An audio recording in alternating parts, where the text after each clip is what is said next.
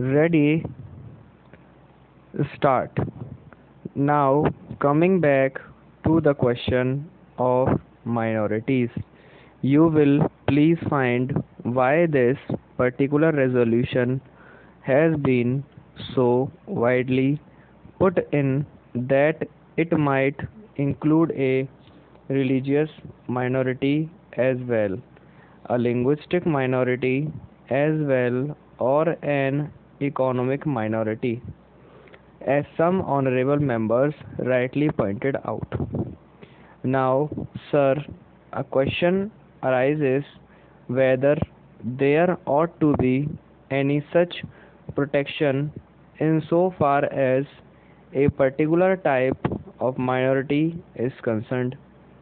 I shall deal with the question of some minorities at some length, but you will please find, sir, what the honorable mover wants is that there ought to be a permanent minorities commission.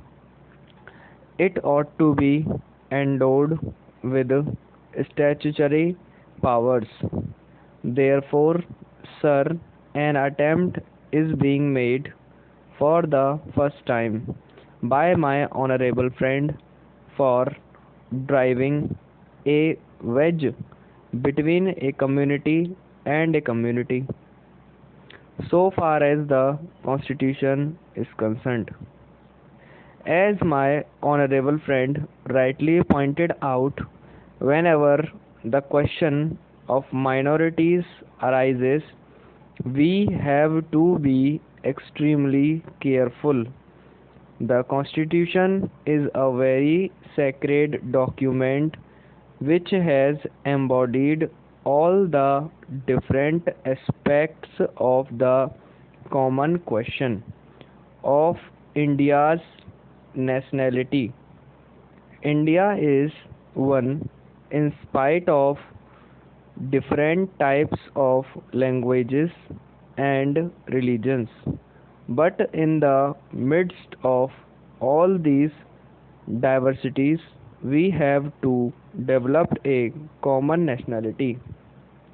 Therefore, whenever we consider the question of the development of the nation and the interest of the nation, you cannot afford to think in terms either of religion or of language.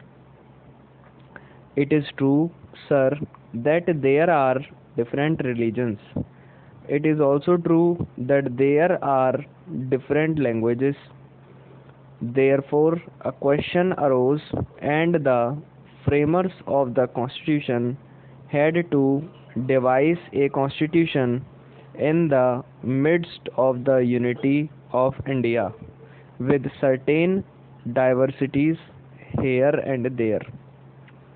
For that purpose, what they did was they devised a common nationality for the whole of India, and insofar as religious minorities were concerned, they were given certain rights. I would not go into the details regarding the provisions of the fundamental rights regarding the practice of religion. Certain rights have been given to the religious minorities, and beyond that, it would not be proper to bring in the religious minorities for political rights. For that, we have to be extremely careful. I would also point it out that while we have to develop a common nationality, the members of the Indian nation have to understand that we are one nation. Therefore, certain rights in respect of religious minorities were given. They were fundamental rights, and most of them are justiciable rights. Here we stopped so far as the religious rights were concerned. Then a question arose: what ought to be the attitude of not only the government but the society regarding the languages? It was true that there were certain interests of the regional languages. Now these languages required to be developed. They were not meant for dividing one man from the other. So in 1956, when the states were formed to a certain extent on the basis of language, what was done was not to have a state with cent% people belonging to the regional language, because there were bound to be people belonging to different languages. There was the reason why this question was considered at great length, and the States Reorganization Commission also went into this question of linguistic minorities. It was bound to arise here and there because they were likely to feel that their rights and safeguards given to them might or might not be properly implemented. So this question was considered first by the State Reorganization Commission, and they dealt with the question whether we should have a permanent minorities commission. They went into it very carefully and shrewdly.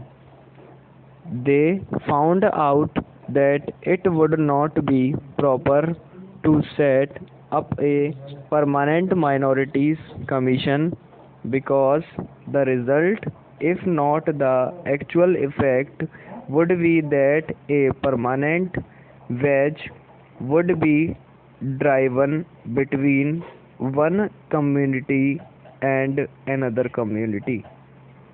So far as language minorities were concerned, they had a right to, so far as their own languages were concerned. They had also an obligation to understand the language of the majority in the particular state.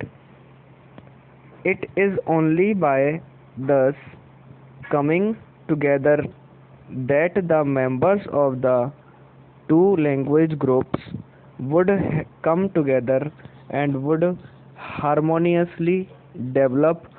But it was found at the time when the States Reorganization Commission had to consider this, that some machinery should be devised for safeguarding the rights of linguistic minorities only, and after full consideration, what was considered was that only in respect of linguistic minorities certain rights should be extended and certain rights should be safeguarded, and an officer should be appointed by the President for making a report on the question whether these rights of the linguistic minorities